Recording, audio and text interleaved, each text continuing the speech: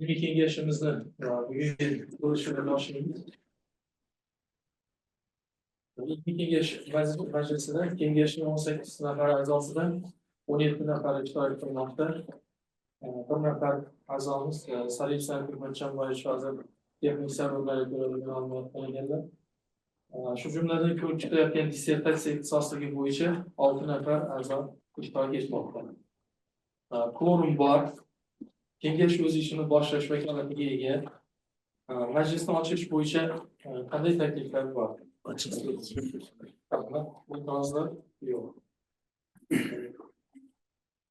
Bugun kun tartibiga qo'yilgan birinchi masala mustaqil izlanuvchi Anna Hasan va Irina Baxtiyorovnaning 10.006 qiyosiy adabiyotshunoslik, chalg'ishtirma tilshunoslik, tarjimashunoslik ixtisosligi bo'yicha 20-21 asr Rossiya navoiyshunosligi, tahlil va talqin mavzusidagi teologiya fanlari bo'yicha falsafa doktor dissertatsiyasi himoyasi qo'yilgan. Ilmiy rahbar Alliyeva Gulnoza Iskandarovna, teologiya fanlari doktor, professor. Rasmiy opponentlar Cho'ponov Otanazar Otajonovich, teologiya fanlari doktori. Ikkinchi rasmiy opponent Muhibo Ifat Uchqunova, teologiya fanlari doktori, dotsent. Yetakchi tashkilot Berdak nomidagi Qoraqalpoq davlat universiteti. Demak, kun tartibidagi masala bo'yicha dastlab talabgorning shaxsiy hujjatlariga doir materiallar bilan tanishtirib o'tish uchun so'z ilmiy kengash ilmiy kotibi Otajonov Sarvar Samandarovga beriladi. Marhamat.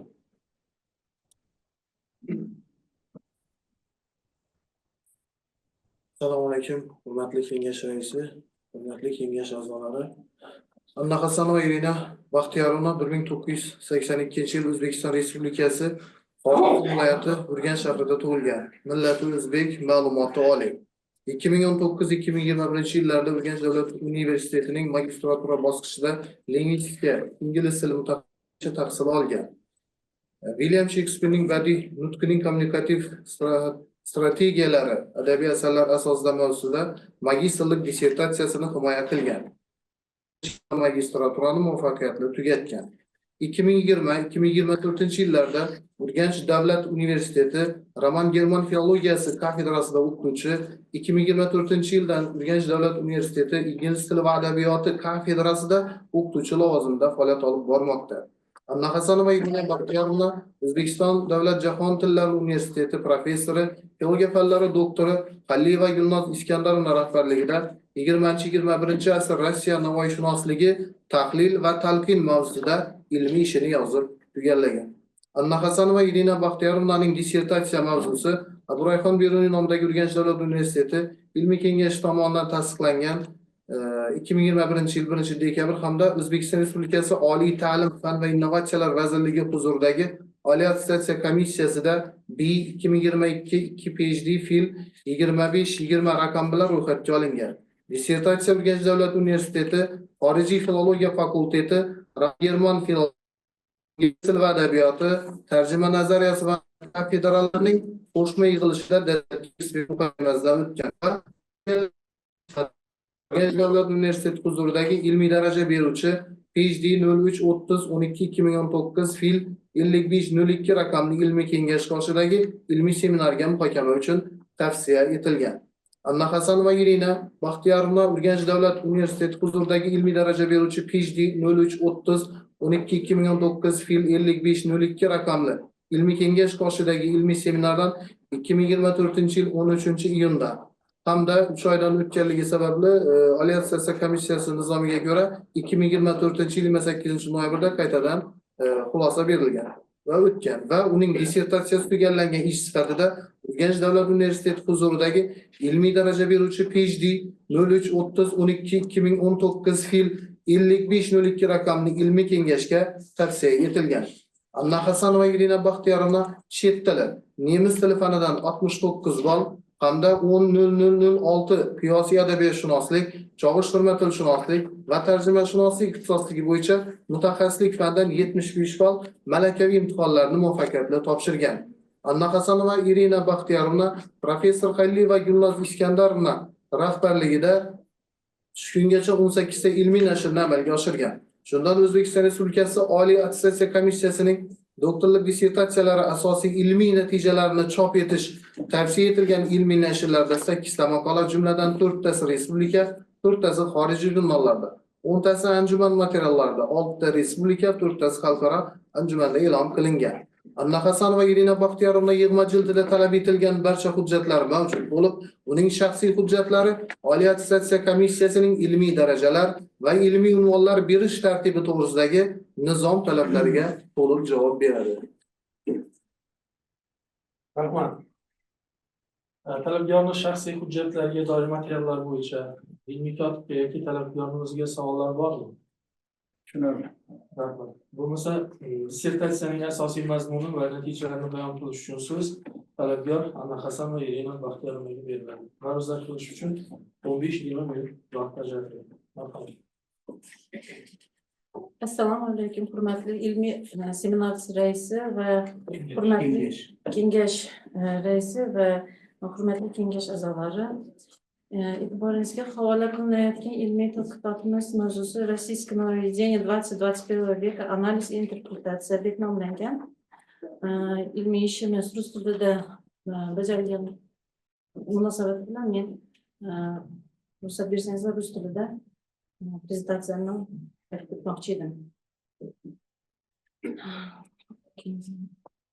Актуальность и востребованность темы диссертации заключается в том, что в мировом литературоведении произведения Алишера Наваи, исследования учеными-востоковедами, его труды переводились на мировые языки. Труды наваеведов отличаются разнообразием интерпретаций и достоверностью научных фактов. На сегодняшний день по изучению трудов Алишера Наваи собралось так много работ, что они требуют периодической систематизации и анализа, что обуславливает актуальность данной диссертации. С этой точки зрения большое значение имеет изучение проблем рецепции и толкования великого классика востоковедения России в 20-21 веков.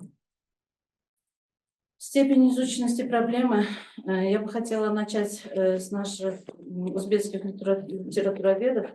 В узбекском литературоведении имеются многографические труды, освещающие ряд вопросов изучения творчества Алишера Наваи. Выдающиеся узбекские ученые, поэты, наваеведы в лице Фитрата, Айбека, Шахзаде, Рустамова, Айтметова, Хакула, Сараджидинова, Сатимова, Мирзаева, Халиева и других внесли неоценимый вклад в углубленное изучение произведений поэта. Недавно профессор Ибадулла Мирзаев и доцент Гульчехра Нурова кафедры узбекского языка и литературы Самаркандского государственного университета опубликовали монографию на английском языке, посвященную изучению жизни и деятельности Алишера Наваи в России. Хотя научные изыскания узбекских ученых считаются наиболее важным для раскрытия творчества наследия Алишера Наваи, в их трудах не исследуются проблемы российских нововведений 20-21 веков. Российское востоковедение 20-21 веков осуществляло ряд научно-исследовательских работ, посвященных проблеме восприятия и интерпретации произведений Алишера Наваи. В частности, были опубликованы научные статьи, защищенные диссертационные работы, изданы монографии, брошюры, проведенные научные конференции, составлены каталоги произведений поэта. Среди масштабных работ особо выделяются труды Савельева, Никитского, Самойловича, Баркова, Бертельса, Боровкова, Семенова, Болдырева, Волина, Малова, Жирмунского, Конрада, Малиховой, Зайцева и других. В их научных изысканиях рассматривается вопрос о государственном и литературном значении личности Алишера Наваи, его роли в формировании тюркскоязычной литературы и тюркских языков в целом, подвергается анализу отдельных его значительных произведений. Цель исследования является детальный анализ и интерпретация значительных изданных трудов российских нововедов 20-21 веков. Задачи исследования были такими: раскрыть историю изучения творчества Алишера Наваи в европейском и российском востоковедении путем сопоставительно отдельных аспектов научных трудов, проанализировать в сравнительном аспекте научные изыскания российских нововедов 20-21 веков и определить вклад представителей указанных периодов в развитии направления. изучить и выявить основные тенденции развития российского нововведения 20-21 веков и определить перспективы его развития в дальнейшем. Раскрыть особенности переводов произведения Алишера Наваи на русский язык посредством сравнения различных вариантов и сопоставления с оригиналом. Научная новизна исследования заключается в следующем. Доказано, что существуют богатые фактическими сведениями научные исследования российского нововведения 20-21 веков и что фундаментальных научных исследований в этом отношении до сих пор не проводилось. Интерес к творчеству Алишера Наваи в русском литературоведении, а также этапы становления и постепенно совершенствования научного подхода доказано на ярких примерах. Российское нововведение 20 века были доступны важным достижениям и результатам в переводе поэтического и прозаического наследия поэта на русский язык. Проанализирована типология и особенности исследований, характерных для русской филологической школы 20-21 веков по нововведению, и в научных обработках включены новые сведения по этому поводу. Первая глава нашей диссертации называется «История изучения творчества Алишера Наваи». В данной главе дается обзор первых научных изысканий по нововведению, указываются значительные научные труды по творчеству Алишера Наваи в России, а также приводятся анализы сопоставительного анализа европейских и российских исследований, посвященных раскрытию сущности творчества наследия Наваи. В первом параграфе данной главы изучаются первые научные изыскания по нововведению. Для раскрытия истории изучения творчества Алишера Наваи в российском востоковедении потребовалось ознакомление с европейским опытом в этом направлении, которое было осуществлено раньше российского, что создало определенную важную научную базу для российских востоковедов. Второй параграф первой главы озаглавлен как самые значительные научные труды по творчеству Алишера Наваи в России. Хотя наша научная работа посвящена российскому нововведению 20-21 веков, мы не могли не отметить такое первое оригинальное исследование по нововведению. Это магистерская диссертация Михаила Никитского на тему «Эмир Низамеддин Алишер в государственном и литературном его значении». В данном параграфе мы приводим фактологический анализ российского нововведения и особо отмечаем, что российскими востоковедами осуществлен ряд научно-исследовательских работ, посвященных проблеме восприятия и интерпретации произведений Алишера Наваи. В частности, были опубликованы научные статьи, защищены диссертационные работы, изданы монографии, брошюры, проведены научные конференции, составлены каталоги произведений поэта. Российские нововеды достигли существенных результатов в плане перевода художественных произведений. В третьем параграфе представлен сопоставительный анализ европейских и российских исследований творчества наследия Алишера Наваи. Изучение европейских и российских исследований дал нам материал для сравнения наших научных наблюдений. Показали, что подход российских ученых к изучению особенностей творчества Алишера Наваи резко отличается от принципов исследований, проводимых в Европе. Наибольшую уделенную часть данной работы европейских и русских ученых составляет статьи по творчеству поэта. Второе место занимает составление каталогов, в котором доля трудов европейских востоковедов значительно высока. Третье место в диаграмме занимают периодические труды, где продемонстрирован высокий уровень российских нововведений. На последнем этапе дан количественный анализ диссертаций и монографий. Вторая глава диссертации озаглавлена как «Российское нововведение 20 века». В ней дается обзор исследований по российскому нововведению указанного периода. Рассматриваются особенности периодических трудов Иванова и Малихова. Указывают основные направления нововведения 20 века. Первый параграф данной главы озаглавлен как «Научные труды. Анализ исследований по российскому нововведению». В этом указывается, что российское нововведение достигло своего расцвета в 20 веке, что можно назвать его золотым веком. Предоставлены фактически исторические материалы о жизни и творчестве Алишера Наваи российскими учеными, как, я повторяюсь, Никитский, Самойлович, Конрад, Бертельс, Кононов, Бартельс, Семенов, Березников. Во втором параграфе второй главы который называется «Периодические труды Иванов и Маликовой», рассматривается вопрос о вкладе указанных переводчиком в дело перевода на русский язык произведений Алишера Наваи. Анализ проведен в автореферате. Я не буду повторяться. Третий параграф 2 главы посвящен основным направлениям нововведения XX века. В результате анализа направлений российского нововведения XX века было установлено, что во всех изданных научных трудах Алишера Наваи фигурирует как выдающаяся творческая личность, разработавшая собственные традиции, которые впоследствии оказали сущное влияние на формирование литературной традиции тюркских поэтов и писателей. Не менее важным аспектом деятельности Алишера Наваи в их трудах выступает его общественно-политическая деятельность. Вопросы религии, суфийских традиций, повлиявшие на формирование стиля, на творческие манеры поэта, не следовались в силу различных сложившихся в XX веке ситуаций. В третьей главе диссертации, которая озаглавлена как «Российское нововведение XXI века», изучались вопросы составления каталога, произведений и основные подходы к первым лирическим произведениям Наваи в указанный период. Приводятся результаты анализа основных научных трудов российских нововедов, а также указываются основные тенденции развития нововведения в XXI веке. Второй параграф 3 главы посвящен анализу научных трудов по российскому нововведению XXI века. В XXI веке научный интерес российских ученых к исследованию биографии и творчества Алишера Наваи возрастет на фоне производимых в России и Узбекистане параллельных мероприятий, посвященных Дням культуры, в рамках которых проводятся и литературные вечера.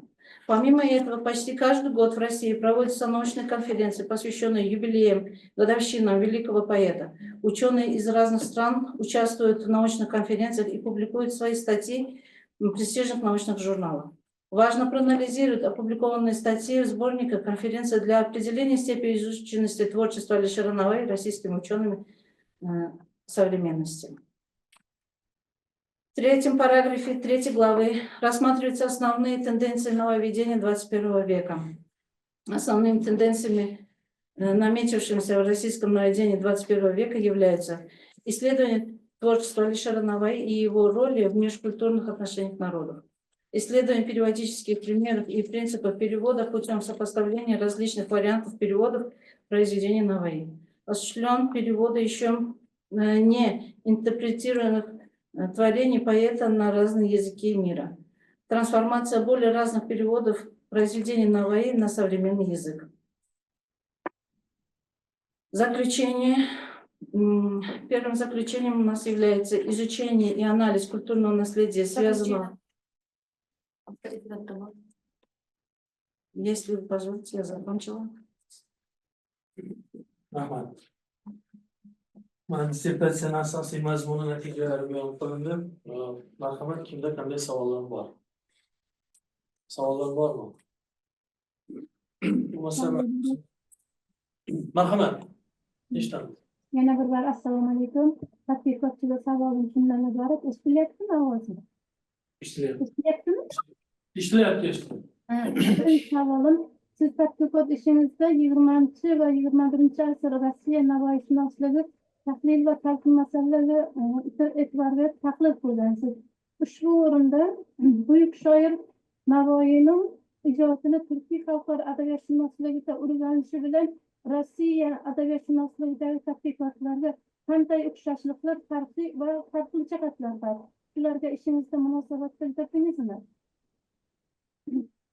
Ikkinchi savolim, Rossiya navoiyshunosligida tadrijiy nuqtai nazardan qaraganda 20 asr boshlaridagi tadqiqotlar bilan 21 asrdagi tadqiqotlardagi o'ziga xos xususiyatlar nimalarda kuzatiladi? Ishingizda bu haqida aytib belgilab o'tdingizmi? Oldindan rahmat.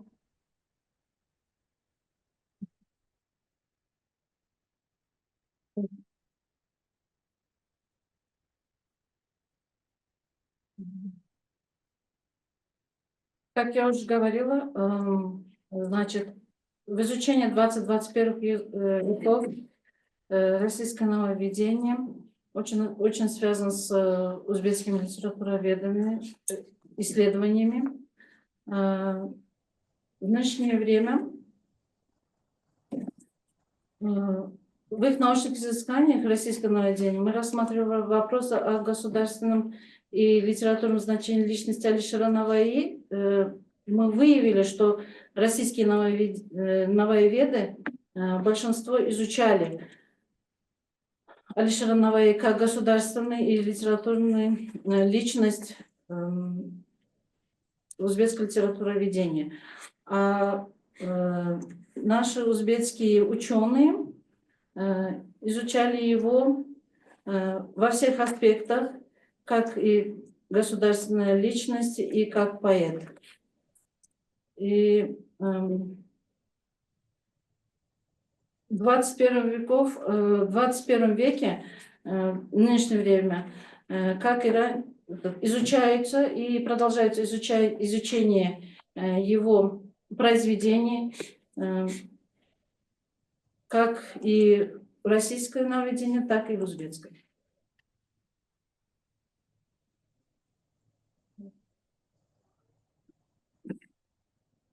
İkinci savol. Üçüncü sorumuz. Domla, ikinci savolni qaytarib bering. Farkını so'radi. İkinci savol, Rossiya navoiyshunosligida ilm tadrijiy nuqtai nazardan qaraganda 20 asr boshlaridagi tadqiqotlar bilan 21 asrdagi tadqiqotlardagi o'ziga xos xususiyatlar nimalarda kuzatiladi? Tushunarlimi?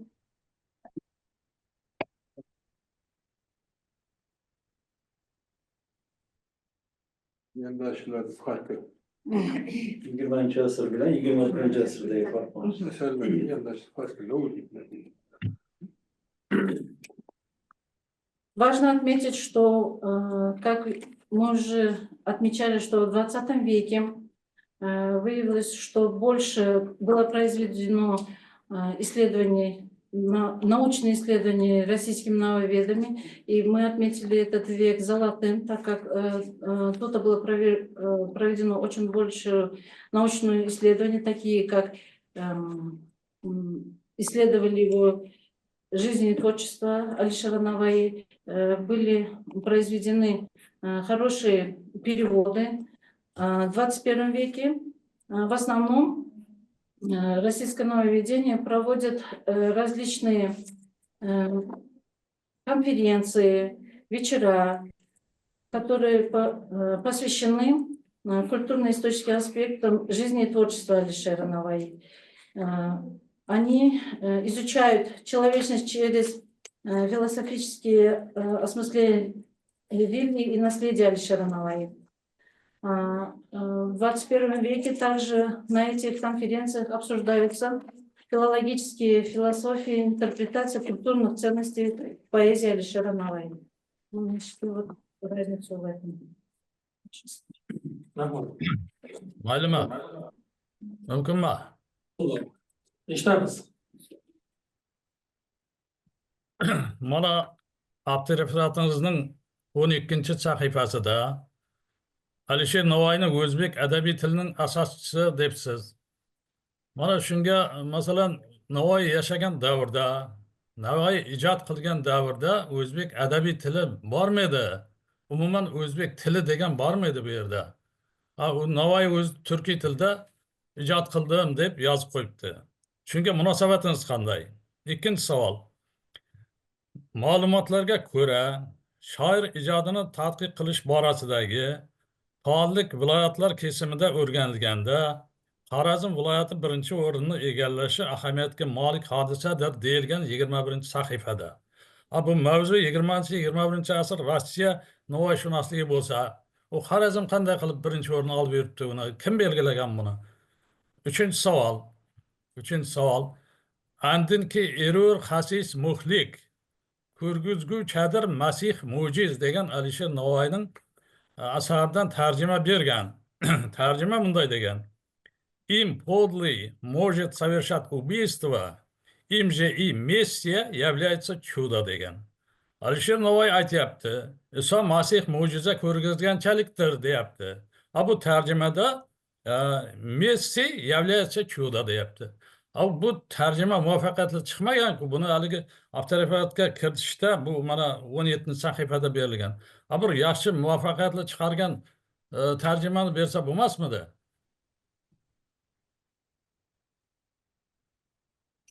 Большое спасибо за данные вопросы. На первый вопрос, в то время, когда Алишер Наваи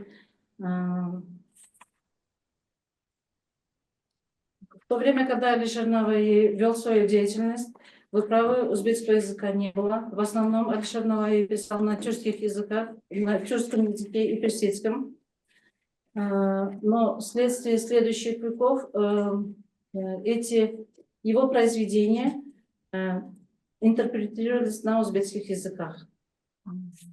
Второй вопрос.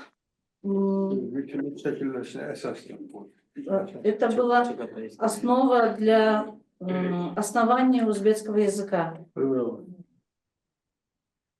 Второй вопрос.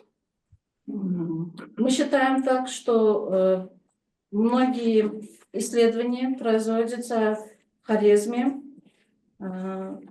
По этому научному исследованию многие ученые изучают Алишера Наваи и его произведения. В основном с Хорезма такие у нас есть музеи, в частности,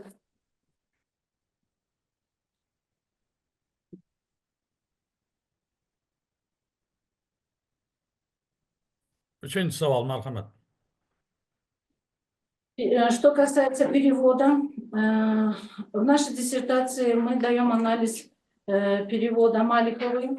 Этот перевод, который вы привели, из переводов Маликов и дали небольшой анализ этим трудам.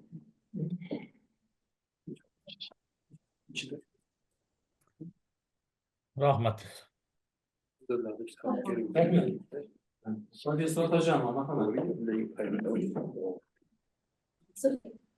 bergan savolni mantiqiy davomi sifatida savol tug'ildi. Siz umuman Rossiya olimlari, Rossiya rus navoiyshunosligi mavzusida siz bo'lgan davrda ilmiy tadqiqot ishlari olib borildi. Sizni ishingiz ularnikidan nimasi bilan farq qiladi? Siz asosan nimalarga e'tibor berdingiz? Ben savollarim ko'p, bitta beraman.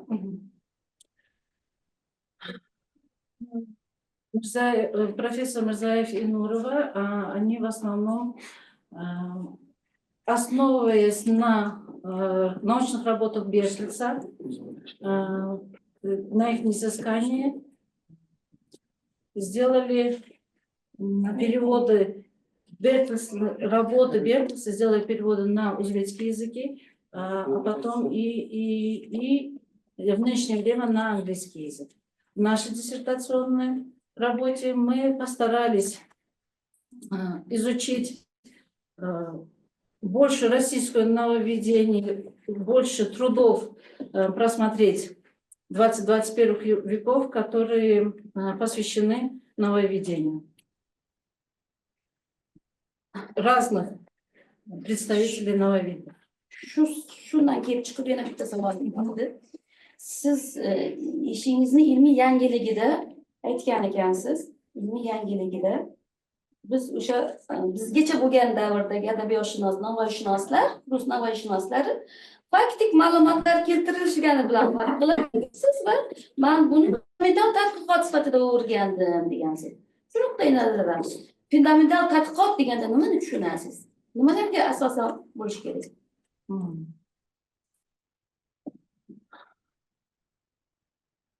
Фундаментальные исследования – это,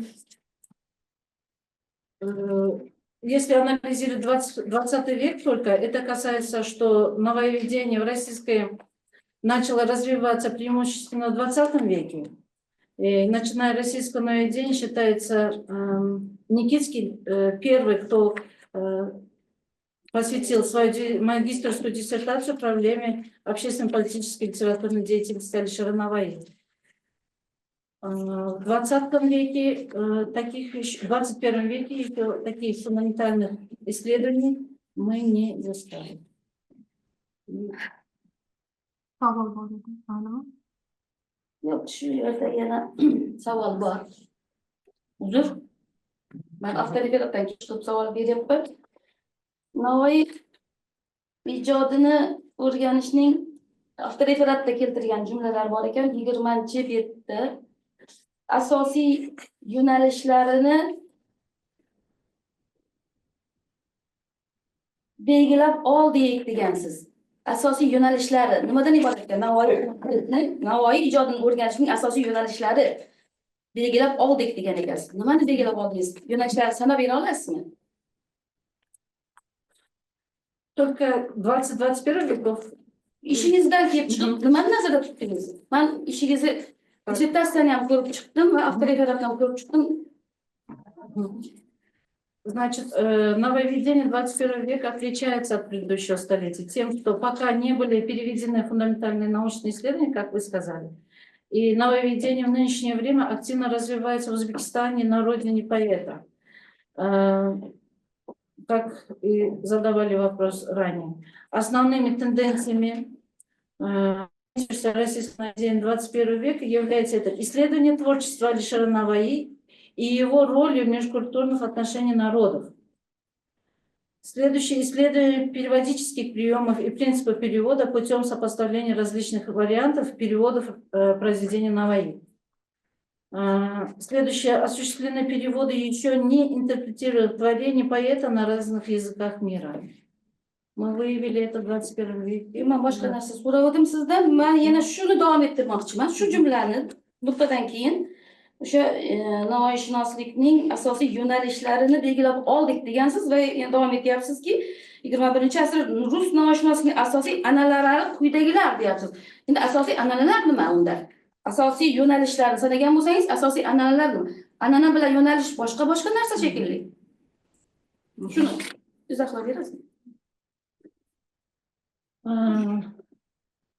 Традиции в 21 веке введены, значит, для примера можно ввести в 21 веке научный интерес российских ученых к исследованиям биографии и творчества Алишера Наваи растет на фоне производимых в России и Узбекистане параллельно между мероприятиями Дням культуры. Проводятся конференции. Это как уже традиционные факты начинаются у нас в 20 веке. Для примера я могу привести в 2022 году в Москве ученые-востоковедами Института Азии и Африки Московского государственного университета имени Ломоносова совместно с историческими факультетами Национального университета Узбекистана именно Мурза-Улугбека были опубликованы коллективные монографии, посвященные Алишеру Наваи. Вот это введено как традиция ежегодично. Bitta yana 18-bet bo'yicha savol bermoqchi edim. Odam tili bilan boshqa hayvonlardan imtiyozlidir degan jumlani kimni, qaysi asaridan, aforizm deb keltiryapsiz? Qayerdan oldingiz? Manbasi qayer? Navoiyning qalamiga mansub deyapsiz, lekin Navoiyning qalamiga boshqacharoq shaklda mansub edi. Men uni qidirib topdim, lekin men bu jumlani qayerdan olganligingiz snoskasi bo'lmagani uchun so'rayapman. Это перевод мы взяли с электронной базы, с интернета, так как мы знали, какие еще в 21 веке могли быть переводы. Определенные книги российских нововведений не изыскано, так что пришлось изучать с интернета. Internet ma'lumotini qo'yishingiz kerak edi, ko'rsatib avtoritetda. Это наш народ. Juda qo'pol xato ketgan menimcha shu joyda. Rahmat. Rahmat yana. Marhamat. Savollar bor edi. Marhamat. Eshitamiz. Assalomu alaykum. Hurmatli ustozlar, kengash a'zolari, dissertantga savol bor edi. Rossiya navoiyshunosligida Alisher Navoiy asarlari tarjimalarida asl matn hamda tarjima o'rtasida qanday asosiy farqli jihatlar ko'zga tashlanadi? Ularga e'tibor qaratdingizmi? Rahmat. Rahmat. Как известно, мы выбрали в 20 веке самые изысканные переводы. Это сделанные учеными Иваном и Малиховой. Иванову удалось создать неповторимый стиль в переводе узбекских классических произведений. Это мнение подтверждается и переводом его отрывков данной нашей диссертации из поэмы Алишера Наваи «Лысан Каир». И в 1970 году был издан трактат Наваи Мухакиматуллу Ватань, переводится как «Суждение о двух языках», и его переводе. Анализ переводов Малиховой позволил выделить особенности ее переводической стратегии, которые заключаются в следующем. Малихова творчески подходит к вопросам перевода лакорных единиц, в соответствующих местах в содержанном плане развивает суть бейта. При этом она старается не оставить без внимания то, что оригинал был создан несколько веков ранее в условиях иного культурного окружения.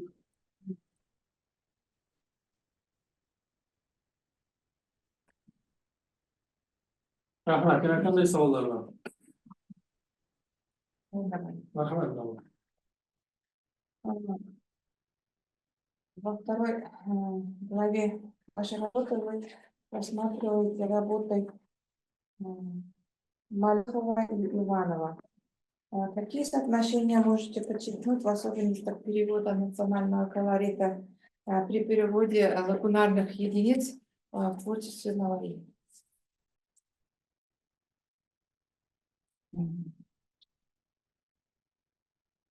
Переводчики постарались передать наш национальный колорит при переводах. Мы считаем, что оба переводчики сделали перевод удачно. Что касается Малиховой, она не придерживалась определенных принципов перевода. Она переводила произведения разных жанров. И также можно выявить, что у нее были отдельные особенности в стиле интерпретации иного языка. Rahmat. Yana qanday savollar bor? Menda bitta savol bor edi. Marhamat, eshitamiz. Assalomu alaykum. Ikkinchi opponentman. У меня такой вопрос, Ирина. У вас работа связана с работой с русскими наваеведами. Но вы в работу упоминаете узбекских наваеведов, это Ибрахим Хакул и Сираджиддинов в списке литератур стоит.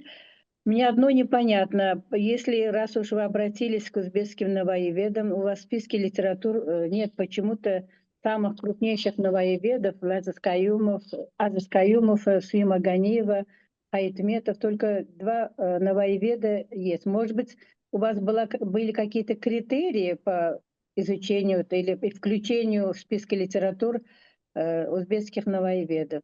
И потому что у вас в конце в списке литератур стоит, почему-то состоялся литературный вечер, посвященный 222-летию Пушкина. Вот непонятно, почему-то Пушкин, какое отношение имеет к вашей работе, и крупные узбекские наваеведы почему не включены? Поэтому хотела узнать ваши критерии отбора.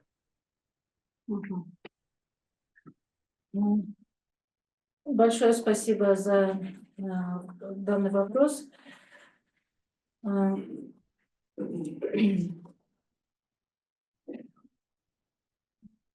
Так как наша диссертация является в основном изучением российской наваеведения 20-23 веков, мы не углублялись в изучение узбекских наваеведов. трудов и перечислили некоторые только труды. Что касается библиографии, мы просмотрим ваши замечания и примем эти предложения, учитывая наши следующие работы. Boshqa savollar yo'qmi? Rahmat. Mana bu doirasida savol javoblar bo'lib o'tdi va albatta o'sha ishni muammoli taraflariga ham juda katta e'tibor qaratildi berilgan savollarda. Buning uchun alohida minnatdorchilik bildiramiz savol bergan o'rtoqlarga. Demak, bizni bugun kun tartibidagi masala bo'yicha demak dissertantning ilmiy rahbari ishtirok qilyaptilar. Geologiya fanlari doktori professor Xalliva Gulnoz Iskandarovna. Marhamat, so'z sizga. Assalomu alaykum ustozlar, hurmatli rais. Ruxsat bersangizlar, men shu xulosam bilan chegaralanaman, xulosa berganman. Rahmat. Demak, ma'qulmi? Mana bu yerda yozma xulosalari bor. Shu xulosa bilan ilmiy cheklanmoqda. Rahmat. Dissertant marhamat, o'tishingiz mumkin. Endi navbatda yana ilmiy topiqga dissertatsiya bajarilgan va aprobatsiyadan o'tgan ilmiy muassasalar yetakchi tashkilotning xulosasi, dissertatsiya avtoritetga kelgan tashqi takliflar bilan tanishtirib o'tish uchun navbatda ilmiy topiq. Marhamat.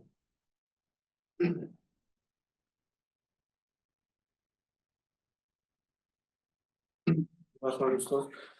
Anna Hasanova Irina Baxtiyorovna 10.0006 Siyosiy adabiyotshunoslik, chog'ishtirma tilshunoslik va tarjimashunoslik ixtisosligidan filologiya fanlari bo'yicha falsafa doktori dissertatsiyasiga yetakchi tashkilot Berlar nomidagi Qoraqalpoq davlat universiteti tarjima nazariyasi va amaliyoti kafedrali qo'shma yig'ilishidan 2025-yil 1-martdagi bayonnomasi tashqi takriz berilgan. Tashqi takriz bayonnomasida Anna Hasanova Irina Baxtiyorovnaning filologiya fanlari bo'yicha falsafa doktori dissertatsiyasi muhokamasidan so'ng quyidagicha yakuniy fikr bildirilgan. Birinchi, Abu Rayhon Berun nomidagi Urganch davlat universiteti mustaqil izlanuvchisi Anna Hasanova Irina Baxtiyorovnaning 20-21 asr Rossiya navoiyshunosligi tahlil va talqin 10.0006 Siyosiy adabiyotshunoslik, chog'ishtirma tilshunoslik va tarjimashunoslik ixtisosligi bo'yicha filologiya fanlari bo'yicha falsafa doktori ilmiy darajasini olish uchun taqdim etilgan dissertatsiyasi tugallangan tadqiqot va O'zbekiston Respublikasi Oliy ta'lim, fan va innovatsiyalar vazirligi huzuridagi Oliy attestatsiya komissiyasining nizomidagi dissertatsiyalarga qo'yilgan talablarga to'liq javob berishni ta'kidlansin. Ikkinchi, ishning avtoreferati dissertatsiyaning mazmuni umumiy ko'rinishda aks etganligi belgilansin hamda tushunarli ravishda mantiqiy izchillikda yoritilganligi, har bir bobda ishning mazmun mohiyati tadqiqotning maqsad va vazifalaridan kelib chiqqan holda tizimli ravishda yoritilgani alohida qayd qilinsin. Uchinchi, dissertatsiya natijalari xalqaro respublika doirasida o'tkazilgan ilmiy konferensiyalarda aprobatsiyadan o'tkazilganligi, asosiy ilmiy natijalar davriy nashrlarda e'lon qilinganligi, dissertatsiya avtoreferat hamda tadqiqot yuzasidan e'lon qilingan 18 ta ilmiy ish, jumladan Oliy attestatsiya komissiyasining doktorlik dissertatsiyalari asosiy natijalari chop etish tavsiya etilgan ilmiy nashrlarda 8 ta, 4 tasi respublika, 4 tasi xorijiy jurnallardan, 10 ta tezis, xalqaro jurnallarda 4 ta, 6 tasi respublika konferensiyalarida ishning mazmuni aks etganligi qayd etilsin. 4. Anna Hasanova Irina Baxtiyorovnaning 10.0006 Siyosiy adabiyotshunoslik, chog'ishtirma tilshunoslik va tarjimashunoslik ixtisosligi bo'yicha 20-21 asr Rossiya navoiyshunosligi, tahlil va talqin mavzusidagi filologiya fanlari bo'yicha falsafa doktori ilmiy darajasini olish uchun taqdim etilgan dissertatsiyasi ochiq himoyaga tavsiya etilsin. Anna Hasanova Irina Baxtiyorovnaning 20-21 asr Rossiya navoiyshunosligi, tahlil va talqin mavzusidagi filologiya fanlari bo'yicha falsafa doktori ilmiy darajasini olish uchun tayyorlangan dissertatsiyasi bo'yicha qarorni yig'ilish a'zolari bir ovozdan ma'qullagan. Yetakchi tashkilot taqrizida quyidagi fikr, mulohaza va takliflar berib o'tilgan. Birinchi, dissertatsiyada yevropalik olimlarning ishlari tavsiflagan, ammo ularni tanqidiy tahlil qilinmagan. Agar tanqidiy tahlil qilinsa, maqsadga muvofiq bo'lar edi deyilgan. Ikkinchi, adabiyotlar ro'yxati to'g'ri shakllantirilgan bo'lsa-da, unda adabiyotlarning rasmiylashtirilishi bilan bog'liq ayrim juz'iy kamchiliklar kuzatiladi deyilgan. Yetakchi tashkilot tashqi takrizdan tashqari Anna Hasanova Irina Baxtiyorovnaning dissertatsiyasi avtoreferatiga bir qator chet el va O'zbekiston oliy o'quv yurtlari olimlaridan takliflar olingan. Jumladan birinchi Slovakiya Respublikasi Jilin universiteti professori, filologiya fanlari bo'yicha falsafa doktori Marta Lakova imzosi bilan. Ikkinchi Ozarbayjon davlat pedagogika universiteti dotsenti, filologiya fanlari bo'yicha falsafa doktori Nazila Abdullazari imzosi bilan. Uchinchi Ozarbayjon Milliy ilmlar akademiyasi dotsenti, filologiya fanlari nomzodi Samadova Zabina Arif imzosi bilan. To'rtinchi Maxtumquli nomidagi Turkmaniston fanlari akademiyasi professori, filologiya fanlari nomzodi Ata Namradovich Glijov imzosi bilan. Beshinchi O'zbekiston davlat jahon tillari universiteti dotsenti, filologiya fanlari nomzodi Ismailov imzosi bilan. Oltinchi Namangan davlat universiteti dotsenti, filologiya fanlari Sidiqov imzosi bilan. Yettinchi Buxoro davlat universiteti dotsenti, filologiya fanlari bo'yicha falsafa doktori Safarova Zilola imzosi bilan. Sakkizinchi Buxoro davlat pedagogika universiteti dotsenti, filologiya fanlari bo'yicha falsafa doktori Jumayev imzosi bilan. 9-chi Navoiy davlat universiteti dotsenti, filologiya fanlari bo'yicha falsafa doktori Rizayeva Mehrinisa Abduazizovna imzosi bilan. 10-chi Qarshi davlat universiteti dotsenti, filologiya fanlari bo'yicha falsafa doktori Jumayeva Nilufar imzosi bilan.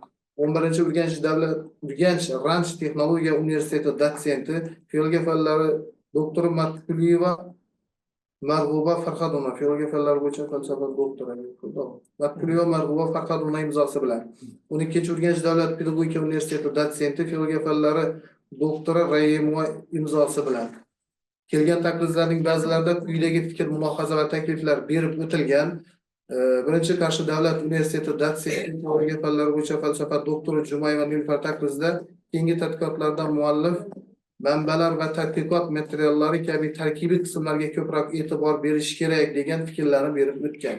Umuman qayd etilgan takliflarning barchasidan Nahazan va Irina Baxtiyorovnaning tadqiqoti ijobiy baholanib, mazkur tadqiqot ishi filologiya fanlari bo'yicha falsafa doktori dissertatsiyalar oldiga qo'yiladigan barcha talablarga javob berish ko'rsatib o'tilgan.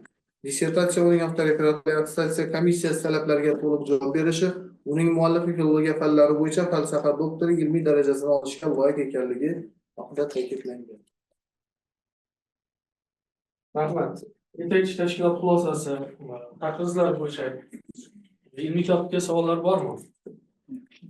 Savollar bo'lmasa, demak, yetakchi tashkilot xulosasi takliflarga javob berish uchun munosabat bildirish uchun so'z dissertantga. Marhamat.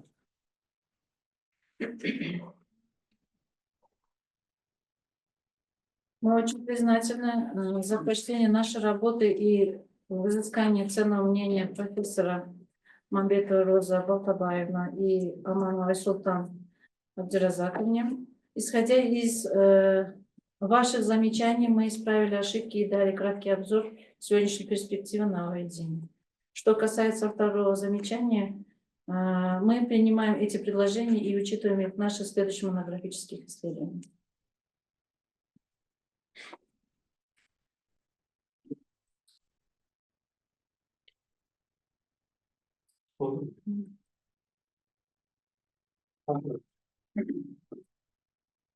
Endi dissertatsiyalar rasmiy muhokamalariga o'tamiz. So'z birinchi opponent, filologiya fanlari doktori To'qonov Otanizam O'tajanovga. Marhamat.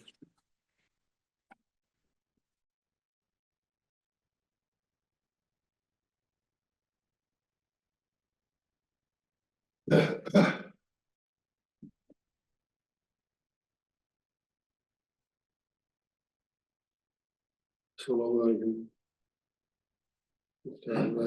Hurmatli a'zolar, hamkasblar, mehmonlar.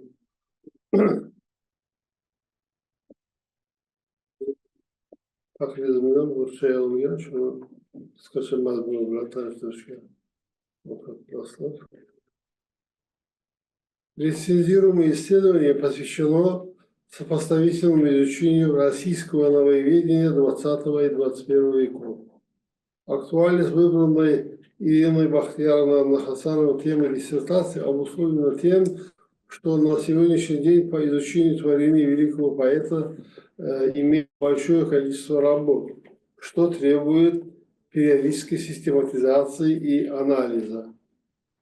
С этой точки зрения большое значение имеет анализ и интерпретация литературных традиций, созданных им уникальных произведений российского нововведения данного периода. Возобновилось проведение новоистских чтений, в рамках которых обсуждаются доклады по нововведению. Активизировалась работа в плане организации масштабных научных мероприятий, посвященных творчеству нашего великого предка. В частности, отсутствуют специальные монографические научные исследования, посвященные изучению российского нововведения именно 21 века.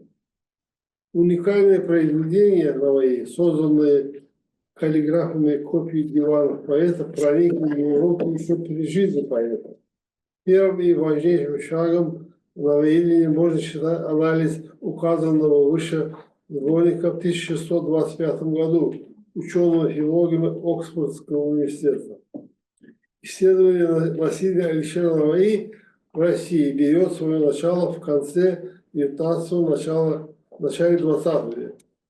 Одним из первых первооткрывателей российского нововведения был востоковед Михаил Михицкий.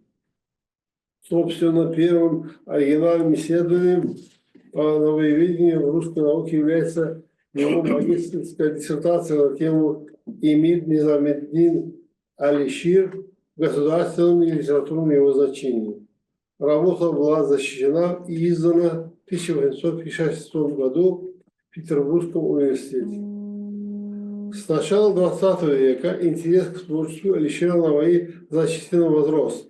Ведущие ученые востоковеды того времени в лице Самойловича, Бартлета, Бетрельса, Боровкова, Семенова, Болдырева, Вольга, Малого, Жермунского, Конрада опубликовали ряд работ, посвященных различным жанрам и темам в творчестве Алишера Наваи. Были исследованы и переводы его произведений на русский язык. Особое внимание стало уделяться изучению рецепции творчества Наваи в русской литературе и культуре.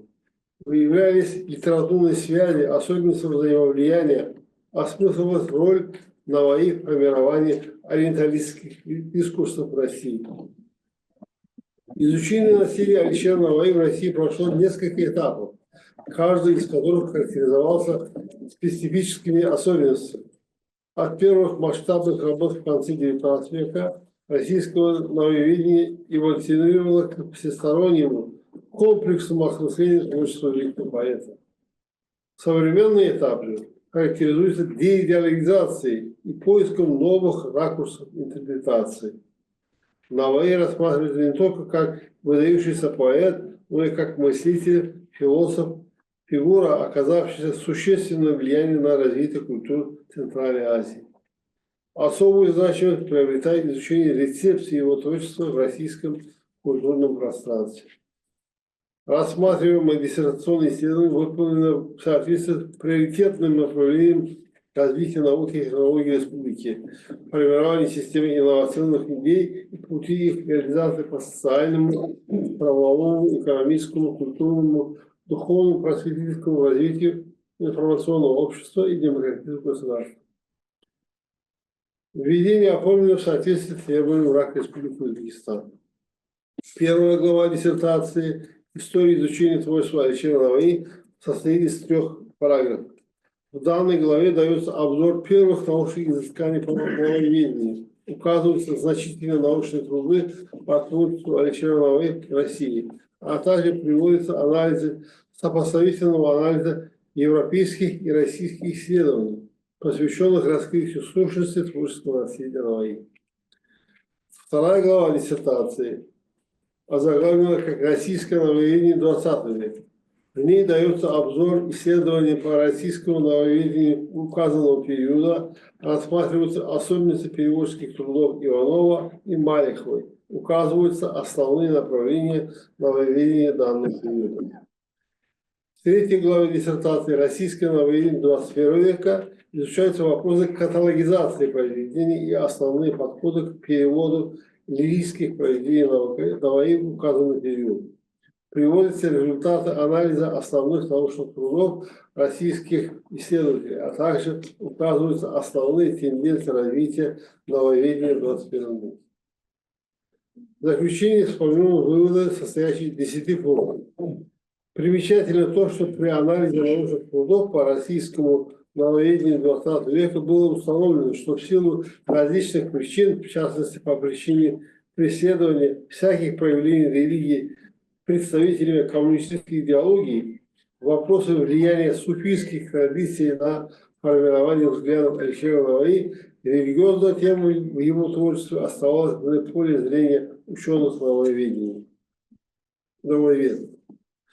Достоверность результатов исследования обеспечивается обоснованностью на точных научных источниках при анализе и интерпретации трудов по российскому нововведению указанного периода, классификации анализируемых фактических материалов при обработке теоретической информации на русском и узбекском языках с использованием надежных творческих источников и современных научных достижений литературоведения. Диссертант, скрупулезно подойдя к детальному анализу и интерпретации значительных изданных еще не опубликованных трудов российских нововведений 20-21 веков, последовательно раскрывает специфические особенности, масштаб проведенных исследований. Выводы, сформированные с большой тщательностью и глубиной, дают в целом теоретически обоснованное и прагматически оправданное обобщение всего континуума исследованных данных. Особую научную значимость работы придает использование таблиц и диаграмм, которые позволяют представить результаты анализа наглядным образом. Научная новизна диссертационного исследования высокая и разноплановая. И основные результаты исследования нашли применение на практике. В частности, выводы диссертанта были использованы при реализации ряда фундаментальных проектов. Научная значимость результатов исследования определяется тем, что они служат обогащению существующих теоретических взглядов новыми знаниями об основных тенденциях развития русского нововведения исследуемого периода.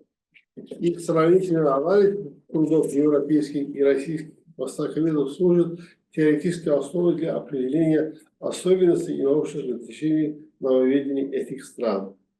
Практическая значимость результатов исследования определяется тем, что его результаты могут быть эффективно применены при создании учебников и пособий для студентов филологических факультетов в области литературоведения и литературных связей, текстологии, а также при организации спецкурсов и семинаров по актуальным проблемам сравнительного литературоведения, создании практических разработок и написании монографий по данному направлению. Вместе с тем, что перед нами добротное, весьма квалифицированное и серьезное исследование, следует указать на некоторые недочеты, которые следовало бы диссертанту принять во внимание в своей дальнейшей научной деятельности. На странице 95 автор начинает главу с каталогизации произведений Наваи, но не объясняет, какие методы использовались для анализа этих каталогов. Это делает анализ поверхностный. На странице 25 автор описывает работы европейских ученых, но не подвергает их критическому анализу. Например, не обсуждаются возможные ошибки или устаревшие подходы в их исследованиях. Имеются неточности в цитировании ссылках. На странице 14 автор ссылается на каталог Рио, каталог Oxford Turkish Manuscripts, но не указывает конкретные страницы или изданий, что затрудняет проверку информации.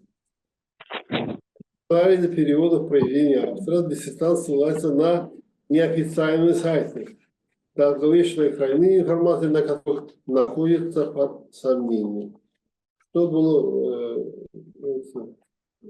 раскрыто и во время вопросов и ответов. Отмеченные выше погрешности не снижают общей значимости и новизны рецензируемого исследования. Содержание автореферата соответствует основному содержанию диссертации. По теме диссертации опубликовано достаточное количество научных работ, в том числе 10 статей в научных изданиях, рекомендованных ВАК, и из них 8 в зарубежных научных изданиях. Структура и объем диссертации также отвечают требованиям ВАК. Язык и все работы научные, грамотные, понятны. И судя по результатам работу можно утверждать, что диссертант поставил перед собой большую цель и множество задач, которые достигнуты и решилось. Диссертационная работа «Российское нововведение 20-21 веков. Анализ и интерпретация» отвечает всем требованиям ФАК Республики Узбекистан, предъявляемым по диссертации Мансейской ученой степени доктора философии. Она выполнена на высоком научном уровне, отличается неоспоримой научной новизной.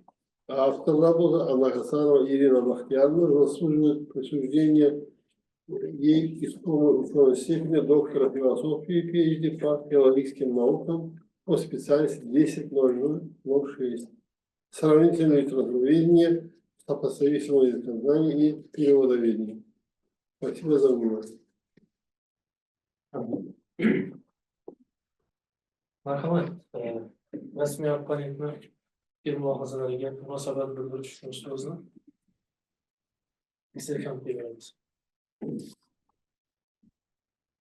Мы глубоко признательны за внимательное прочтение нашей работы и разыскание искреннего и ценного мнения профессору Чупану Атаназару Атаджановичу. На первое замечание могу повторить. На странице 95 автор начинает главу с каталогизации произведений Наваи и не объясняет, какие методы использовались для анализа этих каталогов. Что касается этого замечания, наш ответ таков. Текстологический метод был главным методом составления каталогов. Сначала изучались тексты, а потом составляли каталоги. Мы при анализе это не стали выявлять. Второе замечание. На странице 25 автор описывает работы европейских ученых, но не подвергает и критическому анализу. Что касается устаревших методов, мы в нашей диссертации написали о том, что европейские исследователи вначале не углублялись в изучение и переводчик персидской литературы, что является методологической ошибкой европейских исследователей. Но российские нововведы, в основном Бертельс, доказал, что он не переводчик. Мы об этом в диссертации по мере возможности анализировали. Третьего замечания. Недостаточности цитирования в ссылках на странице 14. Автор ссылается на каталог Рио, Чарльз Рио, каталог of Turkish Manuscripts.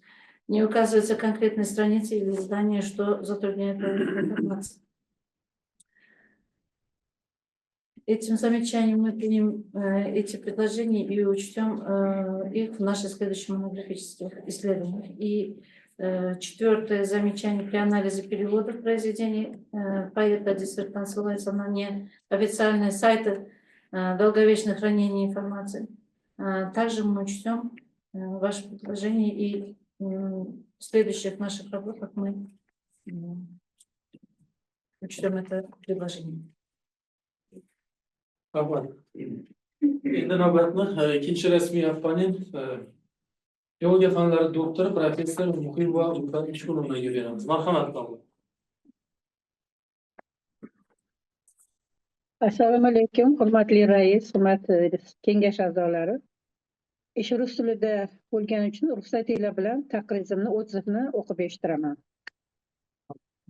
Отзыв официального оппонента о диссертационном исследовании от Анны Хасановой и Ирины Бахтияровны «Российское нововведение 20-21 веков. Анализ и интерпретация», представленном на соискание ученой степени доктора философии по филологическим наукам по специальности 10.0006 «Сравнительное литературоведение, сопоставительное языкознание и переводоведение». Представленная диссертационная работа посвящена актуальной проблеме исследования, сравнительному анализу и интерпретации российского нововведения 20-21 веков. Автором проведен всесторонний анализ этого направления в русской филологии, что представляет несомненную научную и практическую ценность. Изучение российского нововведения как самостоятельного направления в русскую филологию приобретает особую актуальность в современных условиях. Анализ становления и развития этой научной области на протяжении 20-21 веков позволяет не только глубже понять ее ключевые концепции и методологические подходы, но и осмыслить его роль и значение в контексте более широких процессов, происходящих в гуманитарном знании. Российское нововедение сформировалось как сложный междисциплинарный комплекс исследований, интегрирующий в себе достижения различных филологических и культурологических дисциплин. Его объектом выступает своеобразный пласт научной литературы, связанный с осмыслением феномена Наваи. Вместе с тем, несмотря на устойчивый интерес к российскому нововедению, до сих пор отсутствуют обобщающие работы, предлагающие сравнительный анализ и интерпретацию трудов 20-21 веков. Имеющиеся исследования, как правило, посвящены изучению отдельных аспектов этого направления или ограничиваются рассмотрением его развития в рамках определенного исторического периода. Извиняюсь. Целью исследования является детальный анализ и интерпретация значительных изданных и еще не опубликованных трудов российских нововедов 20-21 веков.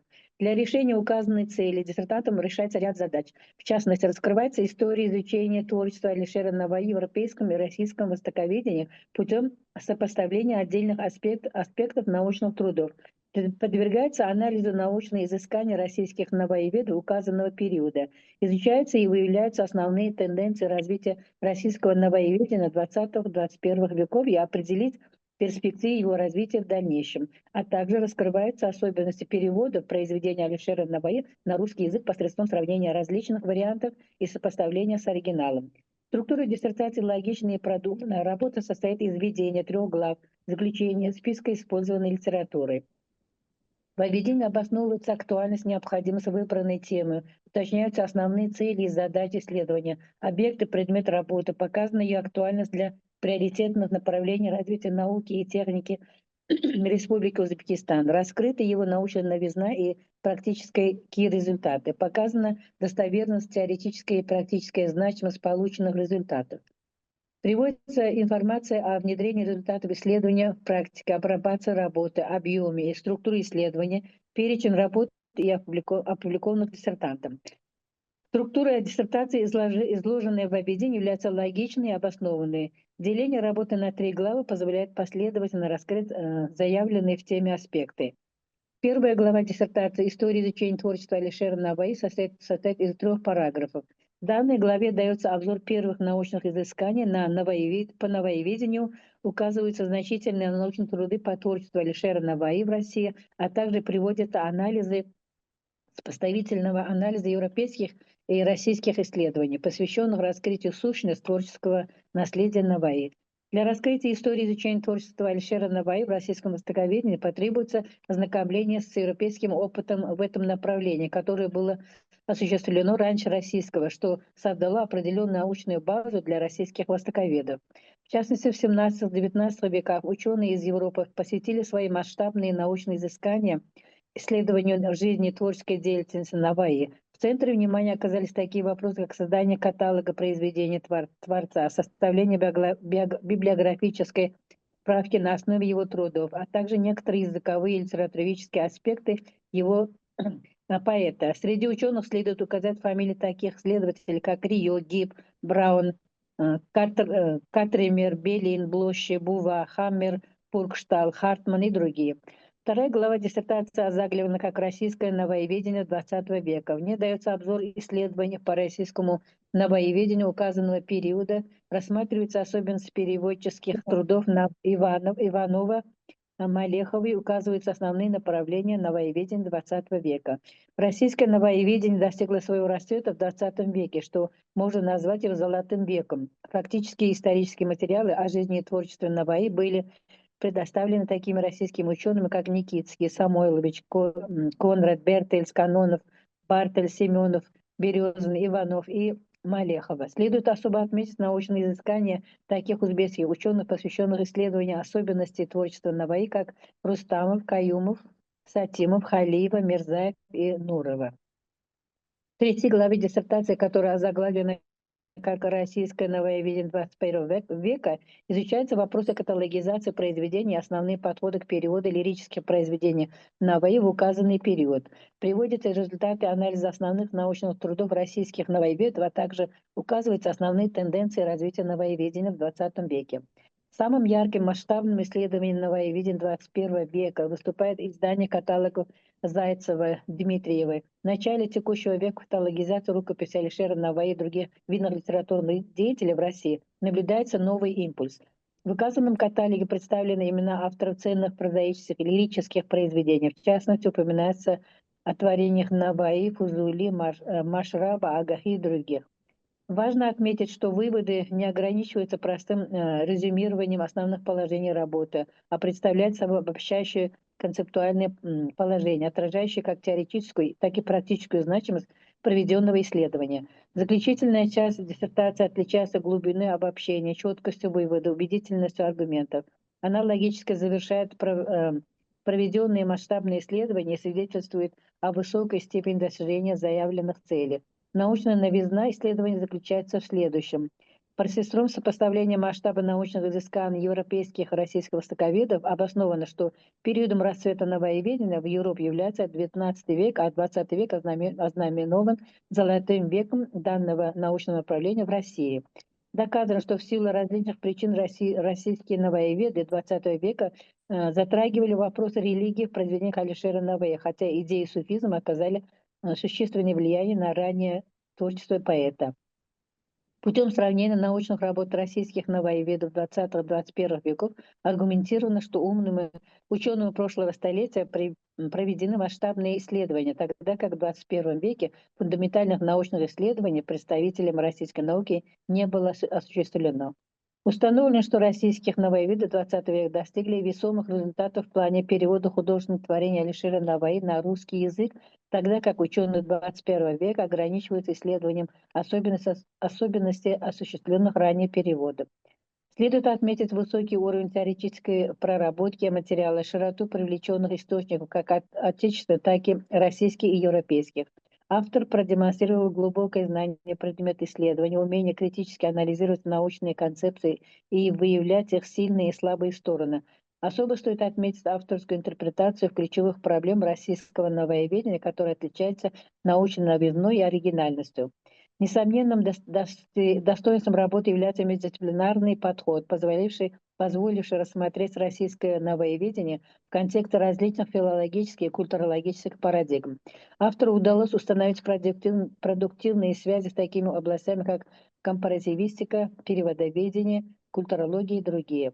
В рамках исследования обосновывается, что выводы и результаты работы об особенностях российского новоеведения 20-21 века, а также анализ лингвистического материала, использованного в работе, обогащает область западного востоковедения новыми научно-теоретическими понятиями, служит для дальнейшего развития научных взглядов на анализ и интерпретацию исследований по новоеведению в сравнительном аспекте, представляет собой источник для проведения исследований в данном направлении.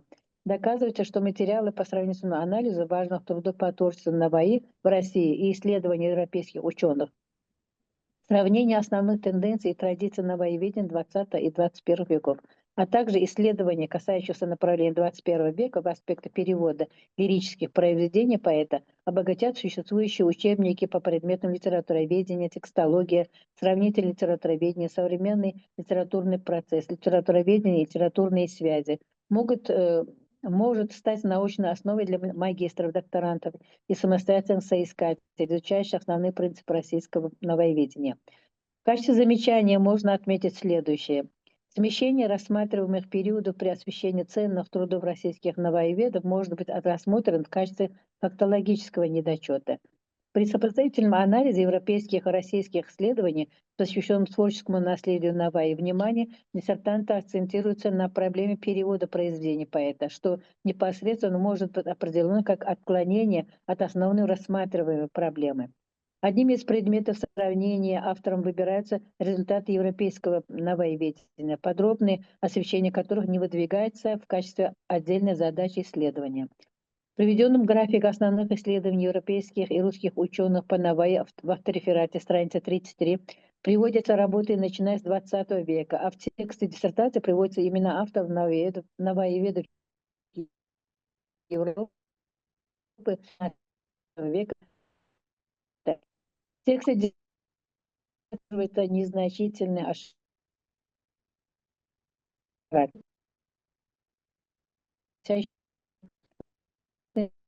Murat Bey.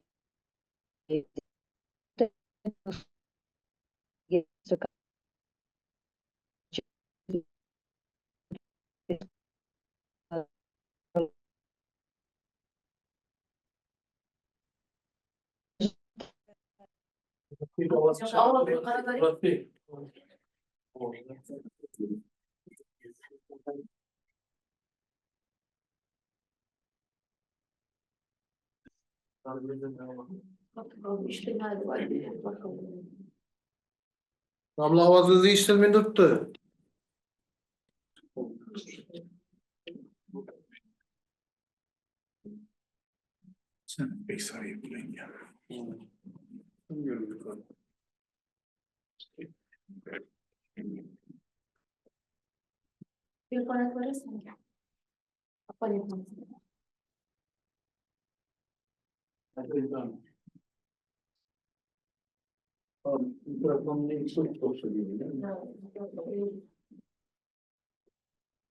Burada kısmına gelen o.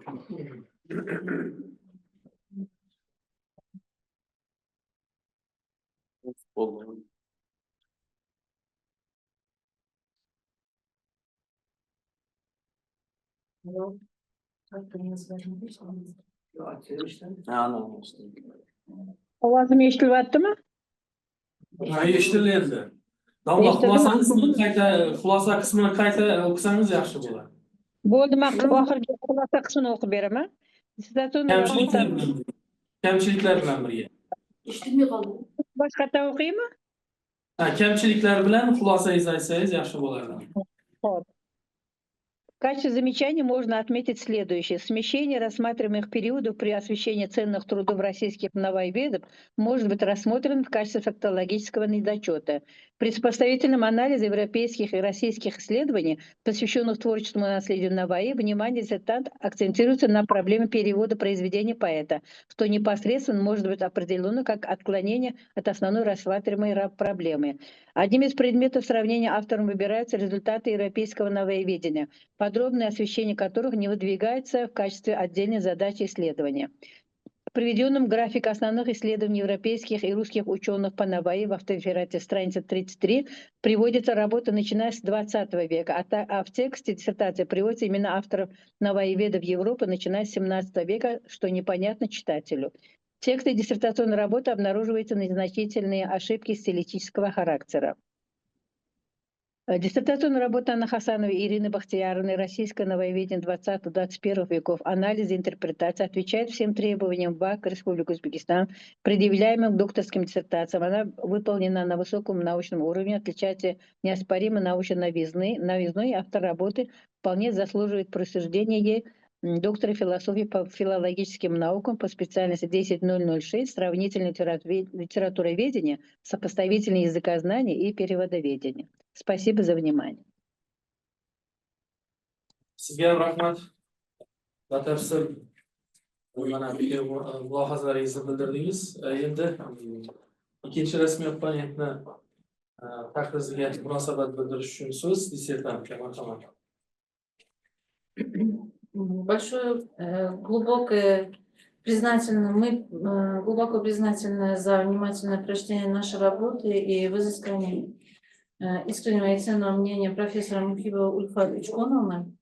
Первое замечание: смешание рассматриваемых периодов при освещении ценных трудов российских новояведов может быть рассмотрено в качестве фактологического недосчета. На это замечание мы бы хотели отметить, что мы специально рассмотрели труды востоковедов 19-20 веков, чтобы узнать динамику и эволюцию российского нововведения. Второе замечание: при сопоставительном анализе европейских и российских исследований, посвященных творчеству наследия Алишера Наваи, внимание диссертанта акцентировано на проблеме перевода произведений поэта, что непосредственно может быть определено как отклонение от основной рассматриваемой проблемы. Наш ответ при сопоставительном анализе европейских и российских исследований, посвященных творчеству наследию Алишера Наваи, наше внимание акцентировалось в проблеме перевода, потому что, исходя из нашего шифра сравнительной литературоведения, сопоставительных языкознаний и переводоведения, мы просто были обязаны рассмотреть периодические работы. Третье замечание. Одним из предметов сравнения авторов выбираются результаты европейского нововведения, подробное освещение которой не выдвигается в качестве отдельных задач исследования. Одним из предметов сравнения действительно нами выбирается результат европейского нововведения. В качестве отдельной задачи исследования мы их не ввели, потому что наша основная задача – российское нововведение, но мы обязаны были рассмотреть европейское нововведение как транзит к русскому, потому что многие российские ученые именно исследовались после европейских ученых. Четвертое замечание. Приведенной графике основных исследований европейских и русских ученых по Наваи в автореферате страница 33 приводятся работы, начиная с 20 века, а в тексте диссертации приводится именно автор нововведов Европы, начиная с 17 века. Непонятно почему.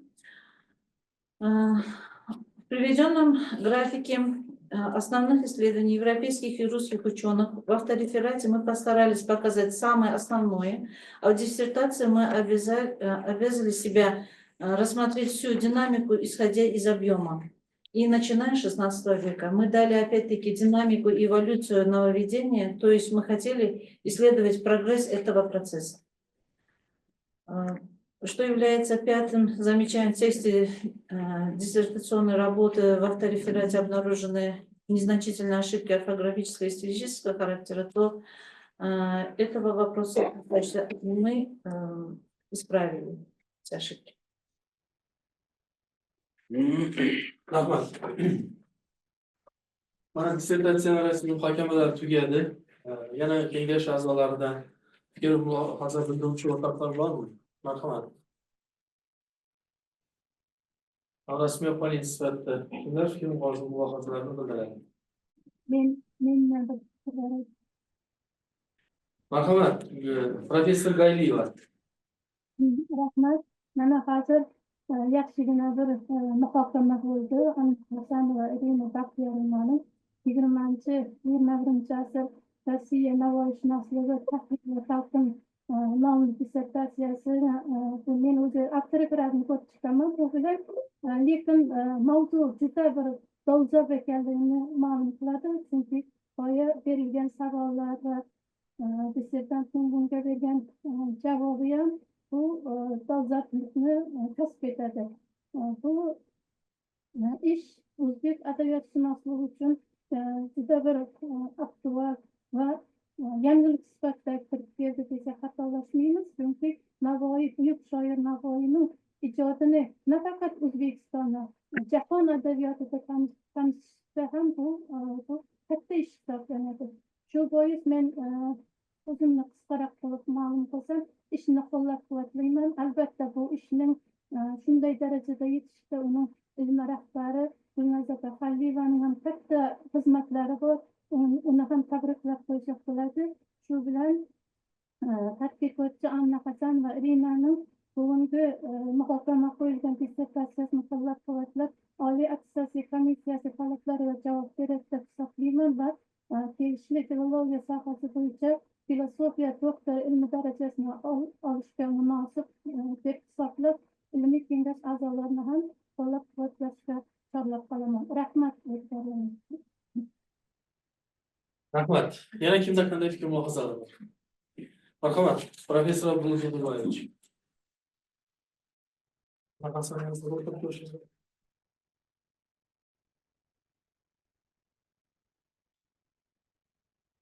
Assalomu alaykum, hurmatli ilmiy kengash a'zolari, qadrli anjuman ishtirokchilari. Agar jahon adabiyotshunosligida va jahon adabiyotida umuman ijtimoiy fanlar sohasiga e'tibor qaratadigan bo'lsak, agar tasavvurlarimiz aldamaydigan bo'lsa, tan olamizmi, tan olmaymizmi, xorijiy mamlakatlar ichida Rossiya Federatsiyasi Navoiyshunoslik borasida hamda Navoiy ijodiga e'tibor borasida peshqadamlikni qo'ldan bergani yo'q. Shuning uchun ham biz birinchi navbatda agar olimlar kesimida qaraydigan bo'lsak, Yevgeniy Eduardovich Bertelsdan biz mana shu millatning vakili sifatida ma'naviy qarzdormiz. Mana shu ma'naviy qarzdorlikni ma'lum ma'noda o'tovchi ishlardan biri mazkur ish, ya'ni Anna Hasan va Irina Baxtiyorovna tomonidan bajarilgan 20-21 asr Rossiya navoiyshunosligi tahlil va talqin mavzusidagi filologiya fanlari bo'yicha falsafa doktori ilmiy darajasini olish uchun tayyorlangan dissertatsiyadir. E'tibor beradigan bo'lsak, birinchi bir jihatdan olib qaraydigan bo'lsak, demak bundan oldingi mazkur mavzuga atrofida bajarilgan ishlardan mazkur ish xususan ikkinchi qismi, ya'ni 21 asr Rossiya navoiyshunosligiga alohida e'tibor qaratilgani bilan. Chunki Umurbek Sotimovning mazkur mavzuga daxldor bo'lgan ishlarining asosiy katta qismi 20-asr navoiyshunosligini qamrab olgan edi va Rossiya navoiyshunosligi mazkur ishning bir qismi sanalar edi. Endi shu bilan birgalikda mana Anna Hasan va Irina Baxtiyorovna bizning ilmiy kengashdan seminardan o'tgandan keyin mana shu ishda berilgan adabiyotlar bilan muhtaram tanishish maqsadida Mahmud Zamaxshariy nomidagi viloyat kutubxonasiga bordik va u yerda juda bir yaxshi ish qilingan, ya'ni rus tilidagi adabiyotlar bo'limi alohida qilib ochilgan va mana shu yerda dissertatsiyada keltirilgan adabiyotlarni o'zini ko'radigan bo'lsak, uning poligrafik tomonini va juda jiddiy e'tibor bilan ishlanganligi, ilmiy saviyasini ko'rib, albatta rossiyalik navoiyshunoslarning himmatlariga ham, Navoiyga bo'lgan ehtiromlariga ham tan beramiz. Va o'ylaymanki, mazkur ish jahon miqyosida Navoiyga bo'lgan e'tiborga nisbatan bo'lgan e'tiborning natijasidir. Mana shu e'tibor uchun bizning millatimiz nomidan bildirilayotgan minnatdorchilikni tashabbuskori sifatida ishning ilmiy rahbari professor Gulnoz Iskandarovna Xoliyevaga minnatdorchilik bildiramiz va shu bilan birgalikda endi bir mulohazamiz bor. Bu nafaqat Irina Baxtiyorovna, balkim keyingi jarayondagi dissertatsiyalarimiz uchun ma'lum ma'noda bir ibrat yoki saboq ma'nosini o'tashi mumkin, vazifasini o'tashi mumkin. Mana yuqorida professor Manzura Amonboyevna tomonidan berilgan savolga dissertant javob berish asnosida bir narsaga e'tibor qaratmadi. Ya'ni avtoreferatning o'zida, ya'ni 18-betda ba'zi baytlarning tarjimalarini quyidagi veb-saytdan topish mumkin deb sitati su aforizmi stati Alishera Navoiy, ya'ni bu latin yozuvida yozilgan veb-saytning adresiga havola qilingan. Endi mana shunday natijalarda bu yerda professor Manzura Amonboyevaning haq bo'lgan jihati imkon qadar mumtoz adabiyot vakillarining qalamiga mansub bo'lgan matnlarni asliyatda, ya'ni qo'lyozmadan bermagan taqdirda ham asl tilini saqlab qolish kerak. Chunki ularning tillaridan hozirgi o'zbek adabiy tiliga uyg'unlashtirilgan matn endi ularning qalamiga mansub ish bo'lmay qoladi. Shuning uchun ham bu yerda dissertantni ana shu holatini e'tiborga olish kerakligini ham eslatish bilan birgalikda keyingi ishlarda, mumtoz adabiyotimizga bo'ladigan murojaatlarda o'ta nozik yuqoridagi qayd etilgan jihatga e'tibor qaratiladi deb umid qilaman. Ishning yuqori darajada ilmiy saviyada bajarilganligi, dissertatsiyaning rasmiy opponentlari tomonidan hamda norasmiy opponent sifatida so'z olgan professor Galiyeva tomonidan e'tiborga olindi va qayd etildi. Biz ham mana shu fikrlarga qo'shilamiz va kengashimizning boshqa a'zolarida ham ishni ijobiy baholash istagi borligiga ishonchimiz bor va xulosamiz Anna Hasan va Irina Baxtiyorovna tomonidan filologiya fanlari bo'yicha falsafa doktori PhD ilmiy darajasini olish uchun tayyorlangan, himoya qilingan mazkur dissertatsiya, ya'ni 20-21 asr Rossiya navoiyshunosligi tahlil va talqin ishi filologiya fanlari bo'yicha falsafa doktori, dissertatsiya doktori ilmiy darajasi uchun munosibdir. E'tiborlaringiz uchun rahmat. Rahmat. Marhamat, kengashimiz a'zosi dotsent Chaqavoyevich.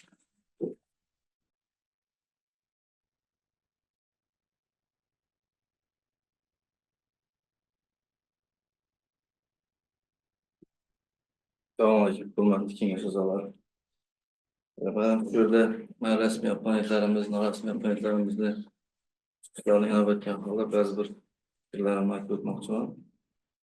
Umuman olganda Navoiy ijodi, uni o'rganishi bu katta umuman. Endi bugungi Anna Hasanova, Irina Baxtiyorovnaning 20-21 asr Rossiya navoiyshunosligi tahlil va talqin mavzusi, demak bunga nisbatan bir tom juda bo'lishi mumkin. Lekin ishni qarasak, obyekt katta, maqsad juda katta. Obyektda 20-21 asrda Rossiyada o'sha qilingan ishlar bevosita o'sha Navoiy kataloglari, arxiv materiallari, bu yerda ularning o'rganilishi bo'yicha ilmiy maqolalar, dissertatsiyalar, qolaversa tarjimalar olingan juda katta hajmda material. Shu bois bu yerda juda ko'p savollar, e'tirozlar va mulohazalar o'rinli bo'lyapti. Dissertantimiz juda ko'p ishlagan. Bu narsa lekin baribir yangi o'rinlarda qiynalyapti. Endi aytmoqchimanki, qanchalik yuqori ta'kidlab o'tdilar, mana norasmiy taqdirchimiz Galiyeva qanchalik savol ko'p bo'lsa, demak ish shunchalik dolzarb va qiziquvchilar ko'p va chunki mana shu yerda ko'rdik. Agar shu kengashimiz raisi qo'yib bersa, bu yana soatlab davom qilaradi. Mulohaza, o'sha e'tiroz o'rinlar boshqa.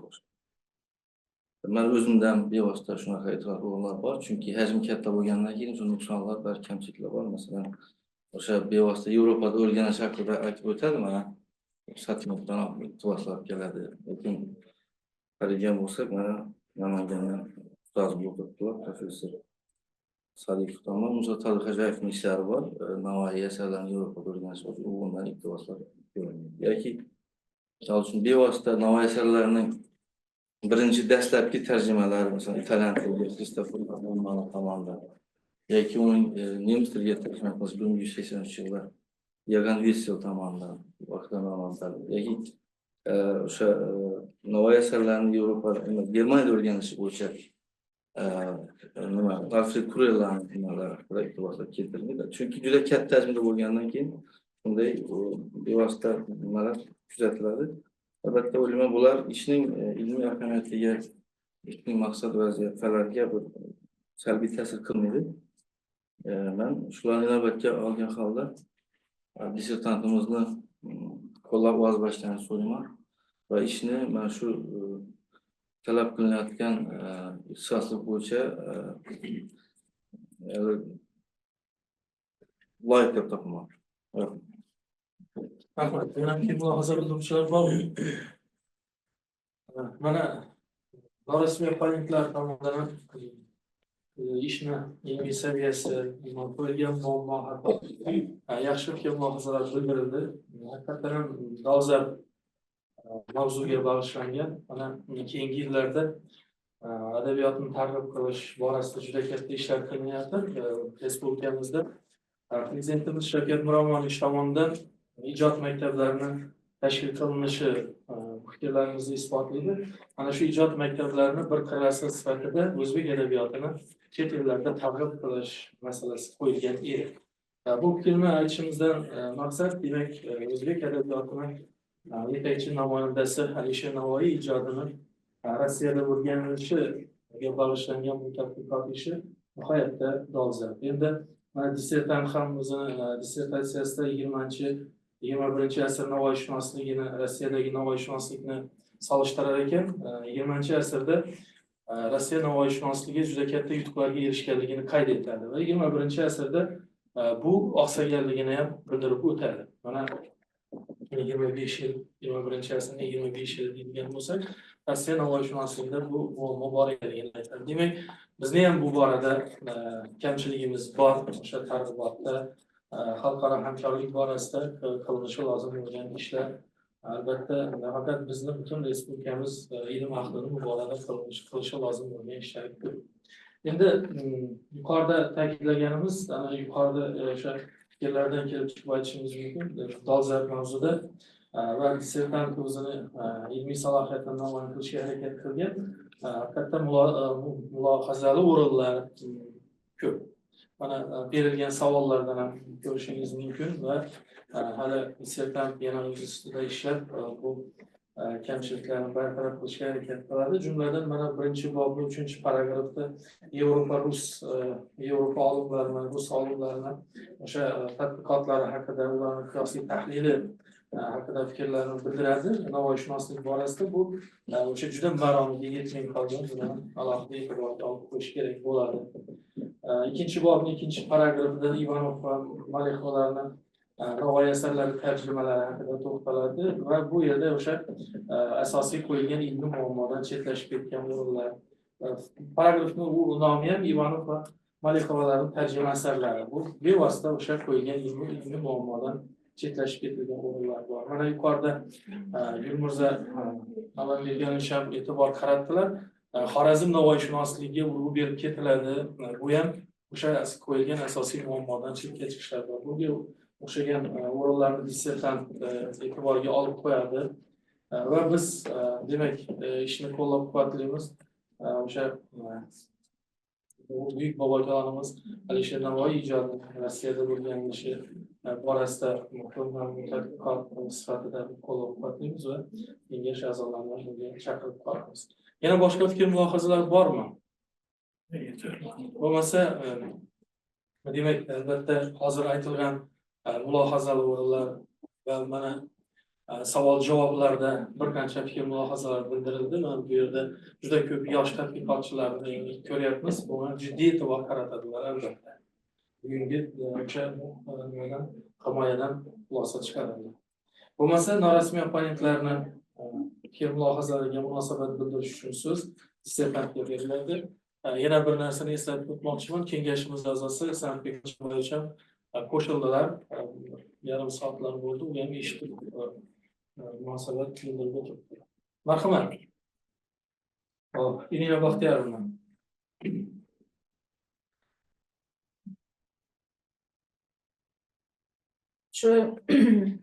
Мы глубоко признательны за ваши все данные замечания и замечания.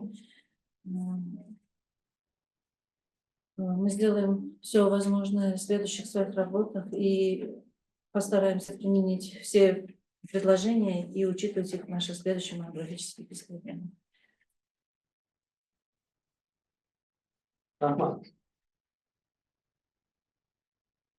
Hurmatli kengash a'zolari, mana dissertatsiya muhokamasi tugadi. Biz endi ishni baholash uchun hisob komissiyasi tuzib olishimiz kerak bo'ladi. Hisob komissiyasi bu uchun bizda 3 nafar kengash a'zosi tavsiya qilinyapti. Janova Manzura Xonbarova, Ro'zbek Isroilbek Alloberganov, Ermon Jamila marhamat. Bo'lmasa Doniyor Taqirovich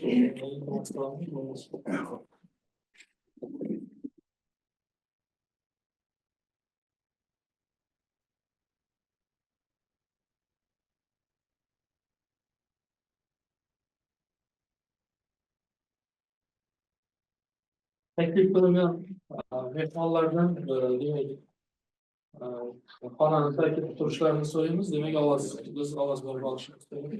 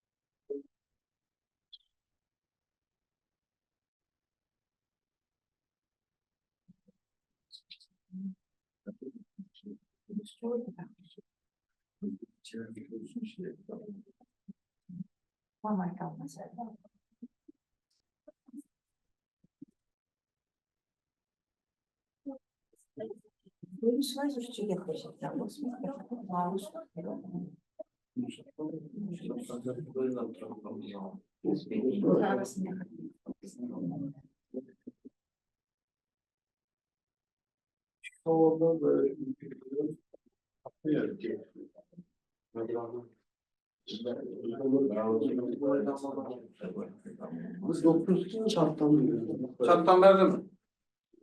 Ben ha böyle var nereden verdim? Çarptan. Böyle var.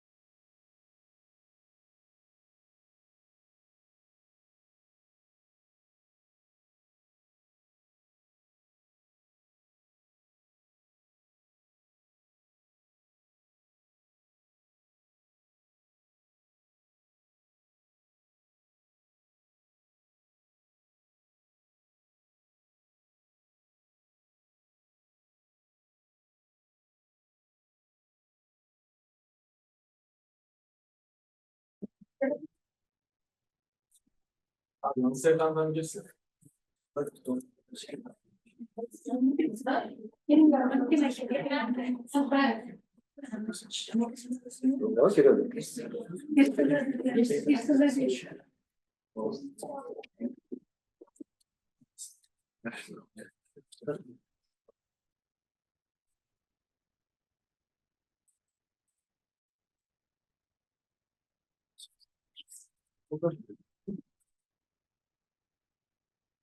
Demek, kengashimiz dissertatsiya himoyasi yuzasidan biz ishni davom ettiradi.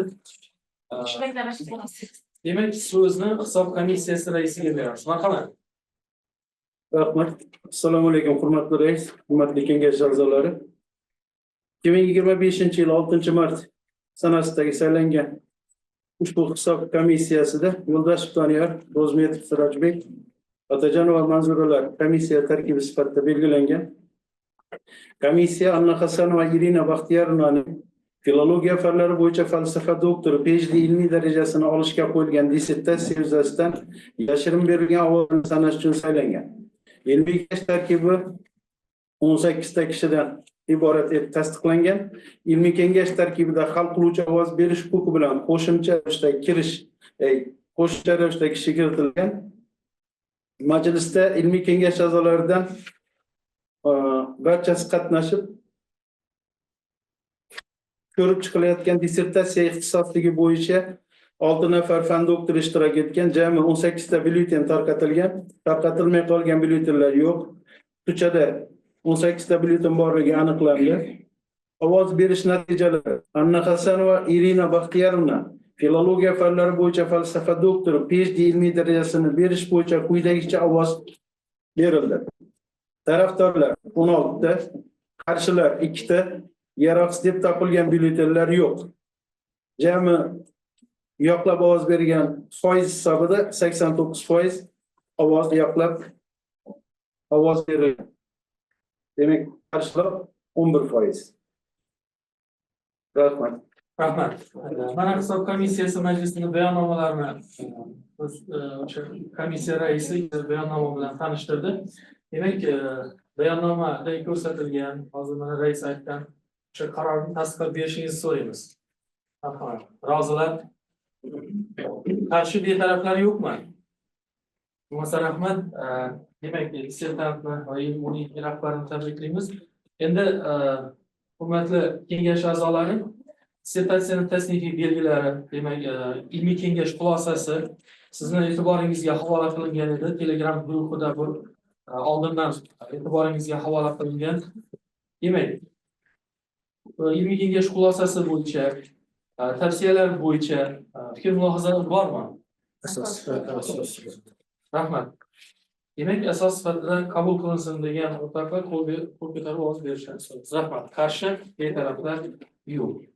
Bo'lmasa, mana endi talabgorga yakunlovchi so'zni beramiz. Shu yerda talabgordan iltimos tushib turibdi, ustozlar ham kelgan ekan. Mendan oldin ikkala ustozim orasida norasmiy opponent sifatida so'z olganingiz yaxshi edi. Endi mayli, hozir sizni iltimosingizni qanoatlantiramiz. Bo'lmasa ustozlar ikkala so'z beradi. Marhamat. Rahmat, so'z berganingiz uchun. Assalomu alaykum, ilmiy kengash a'zolari, olimlar, akademiklar, professorlar. Dunyoga nur sochuvchi, ilm ziyonisini sochuvchi insonlar, azizlar. Hammalaringizni birinchi yildan kelayotgan Navro'z bayrami bilan chin qalbimdan tabriklayman. Mana shunday bir ajoyib kun ekan. Ustoz albatta qancha yil kutadi bu kunni. Shunday qilib turib mana Irinaxonni maktabda o'qitganman.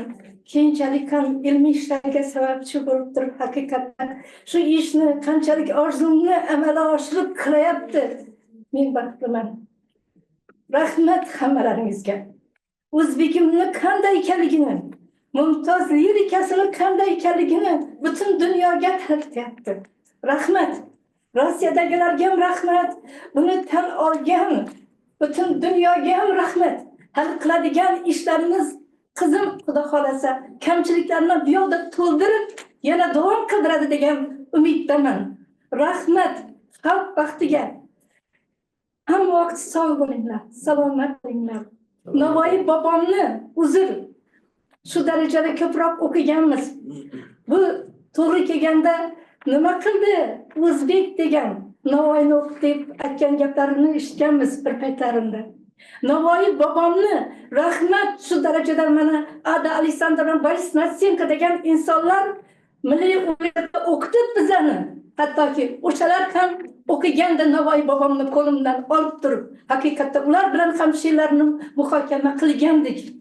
Shunda Navoiy bobomni shu yillar o'qigandan keyin kelib turib, Urganch shahridagi 5-maktabda fizika va lirika kitobchasini yozganman.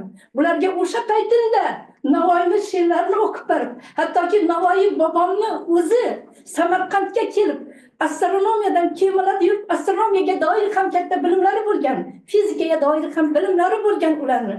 Mana Matnazar Abdulhakim degan shoirimiz bordi, rahmatli. U ham qizim fizika lirikani yozish kerak, Navoiyni dunyoga tartish kerak degan aytgandi ustozlarim. Mana shogirdim shu narsalarni amalga oshiryapti. Ming rahmat. Sog' bo'linglar, salomat bo'linglar. Bundan keyin ham ilm ahli qizlarim qiladilar, yoshlar qiladilar. Rahmat. Rahmat. Endi aytaman desam, Navoiyning she'rlari ko'p. Uzr, hozir to'lqinlanib turibman juda ham katta. Chunki fizik tomonini hattoki Isaac Newton aniqlagan yorug'ni to'g'ri chizib bo'ylab tarqalishini bir ko'p she'rida ajoyib qilib aytib bergan. Mana hattoki elektr to'ki mana hozir kelyapmiz, ular ko'rmagan, lekin elektr to'kimning nima ekanligini ham Navoiy bobom rivoyatlarida aytib bergan. Shularning fizika, lirika kitobchamiz bor.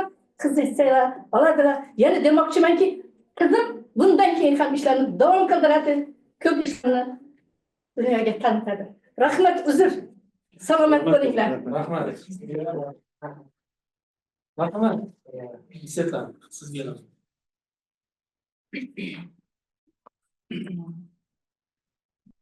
Ilmiy ishimiz rus tilida bo'lganiga prezentatsiyani va savol-javoblarga rus tilida berishga o'rin deb bildik. Hozir rahmatlarni o'zbek tilida bersa mayli. Hurmatli kengash a'zolari, shunday kuchli hayajondamanmi? Agarda ko'z yoshlarim bo'lsa uzr. Muhtaram rais, hurmatli ixtisoslashgan kengash a'zolari, avvalambor ushbu yig'ilish kengashimiz yuzaga kelishiga imkon yaratgan O'zbekiston Respublika Oliy attestatsiya komissiyaga, Davlat universiteti rahbariyatiga, tadqiqot ishimizni amalga oshirishga bizlarga o'zining beminnat yordam va maslahatlarini ayamaydigan, doimo qo'llab-quvvatlaydigan hamda dalda bo'lib har doim ko'rsatma beradigan hurmatli ilmiy rahbarim, filologiya fanlari doktori professor Halilova Gulnoz Iskandarovga o'zimning samimiy minnatdorchiligimni bildiraman. Hamda ushbu oliy dargohda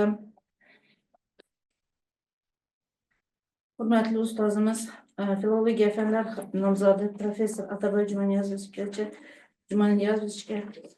chin qalbimdan minnatdorchiliklarni bildiraman.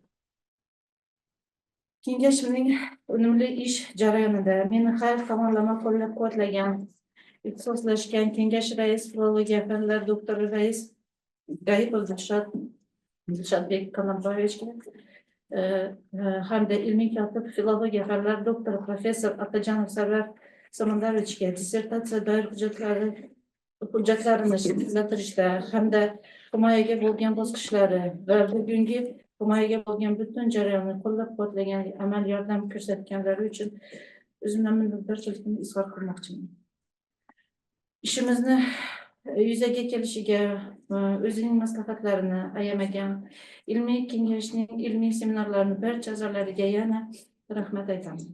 Ilmiy kengashning Qoraqalpog'istonlik vakillarimiz, ustozlarimizga e'tibor bilan ishimizni tinglaganlarini va fikrlarini izhor qilganlari, qo'llab-quvvatlaganlari uchun minnatdorchilikni bildiraman. Ilmiy kengash qoshidagi ilmiy seminar rais, filologiya fanlari doktori professori O'razboyev Abdulla Abdullayevichga ishimizni e'tibor bilan o'z qimmatli fikrlarini bildirganlari uchun samimiy o'z qimmatli bildirgan samimiy tilaklar rahmatlarimni aytyapman. Opponentimiz filologiya, opponentlarimiz filologiya fanlar doktori, professori Chupanov Atanazar Otajanovichga hamda filologiya fanlar doktori, professor Muhibova Ulfat Uchqunovga chuqur minnatdorchiliklarni bildiraman. Hurmatli ustozlarimga, filologiya doktori, professor Jumaniyazov Zohid Atabayevich, professor Uzbek Hamid Kalandarovich, Ermita Jamil Ismailovna, professor Abdullayeva Gulnara Ermatovnaga, Rahimova Go'zal Yo'ldashevnaga, Bahadirova Feruza Bahadirovna, Abidova Rohatay Xudoyberganovna, Saparboyev Gulamdon Masharipovna, Masharipova Feruza Jumaniyazovnaga, hurmatli ustozlarimizga, Yo'ldashev Danyar Tahirovichga, Ro'zmetov Siroj Allabergamovichga, bir aytmasam, Primov Azamat Iskandarovichga, Okajanov Manzura Amonboyevnaga, hamda ustozlarimizga, Jumaniyazovna Ramjonovimizga kattadan katta rahmatlarimni aytaman. Xorijiy filologiya fakultetida barcha o'qituvchilarga kattadan katta rahmatlarimni aytaman. Shu o'rinda oila a'zolarimga, qaynotamga, qaynonamga, turmush o'rtog'imga, farzandlarimga avvalambor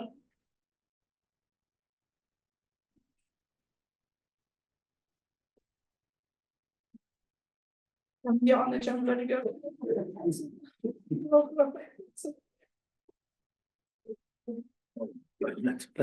Nimaga bosh yerga teguvchi rahmatlarimni aytaman.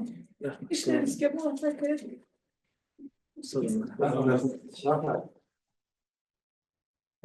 Yangi bora kengashimiz a'zolari nomidan dissertantni va uning ilmiy rahbari professor Haliyeva Gulnaz Iskandarovnalarni tabriklaymiz. Keyingi ishlarda muvaffaqiyatlar tilaymiz. Rahmat, sog' bo'ling. Demak, Ustozlar, rahmat. Hammangizga rahmat. Shu bir og'iz men hayron bo'ldimda hozir o'tirib. Alisher Navoiy baribir bir baxtli inson ekanda, shunday muqaddas oyda biz Alisher Navoiy oldidagi yana bir burchimizni bajardik hozir. Alisher Navoiyga bo'lgan hurmat e'tiborimizni ko'rsatdik. Bu yo'lda jonbozlik ko'rsatgan, bu xayrli ishga hissa qo'shgan, shu shogirdimni yetaklab shu kungacha olib kelgan barcha ustozlarga ilmiy rahbar sifatida, umuman olima sifatida minnatdorchiligimni bildiraman. Umrlaringiz uzoq bo'lsin, ishlaringiz doim o'ngidan kelsin, farzandlaringiz baxtli bo'lsin. Rahmat. Rahmat. Rahmat, salomat bo'ling.